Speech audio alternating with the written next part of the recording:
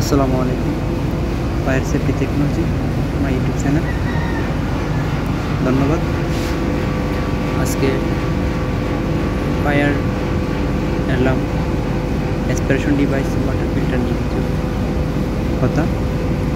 এটা হলো fire aspiration device water filter, fire aspiration connection first time.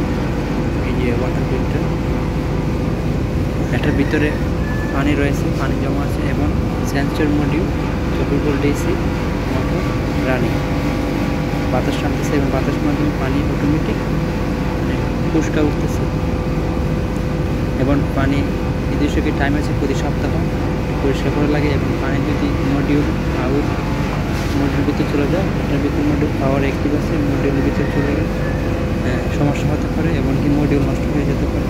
তাই প্রতি সাপ্তাহিক weekly water filter clean very good.